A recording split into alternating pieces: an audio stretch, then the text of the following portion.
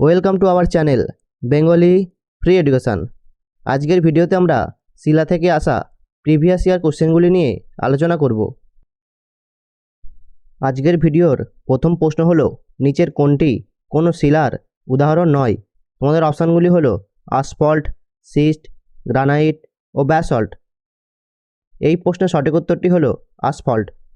উৎপত্তি অনুসারে পৃথিবীপৃষ্ঠে মোট 3 রকমের শিলা দেখতে পাওয়া যায়, যেগুলি হলো আগ্নেয় শিলা, পাললিক শিলা ও রূপান্তরিত শিলা।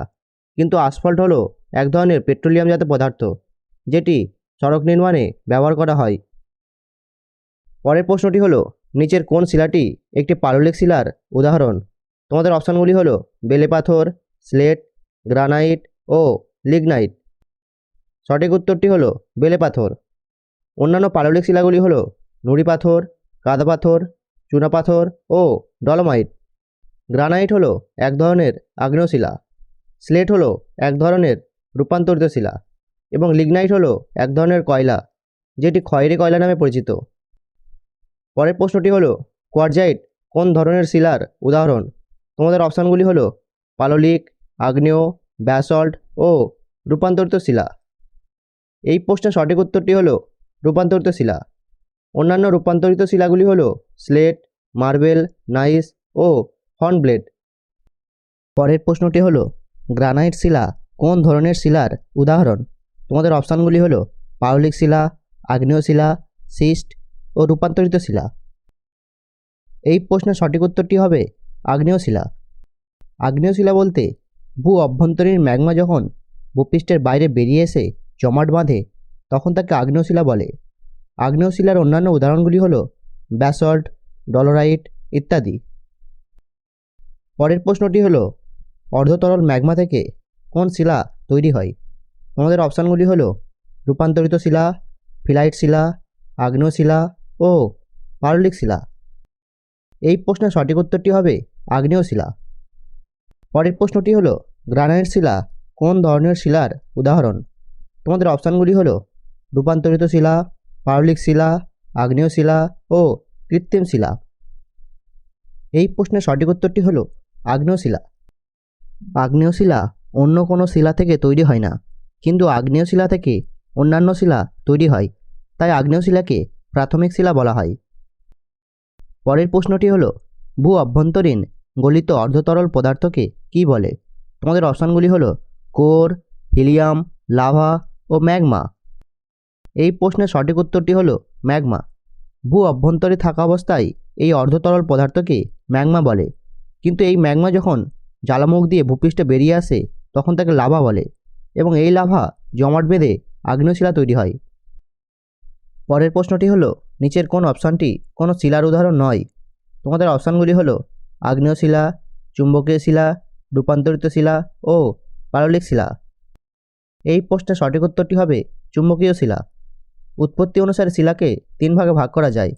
1 হলো আগ্নেয় শিলা, 2 হলো পাললিক শিলা এবং 3 হলো রূপান্তরিত শিলা।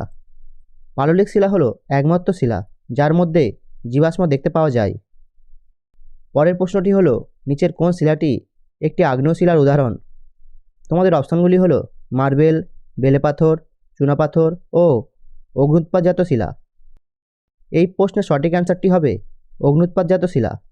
ভূ অভ্যন্তরীণ ম্যাগমা বাইরে বেরিয়ে এসে জমাট বাঁধে এবং আগ্নেয় শিলার সৃষ্টি করে।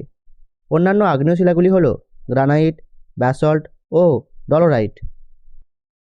পরের প্রশ্নটি হলো, নিচের কোন শিলাটি লিথিফিকেশন প্রক্রিয়ায় সৃষ্টি হয়? তোমাদের অপশানগুলি হলো প্রাথমিক শিলা, রূপান্তরিত শিলা, আগ্নেয় শিলা ও পাললিক শিলা। এই প্রশ্নের সঠিক অ্যান্সারটি হবে পাললিক শিলা।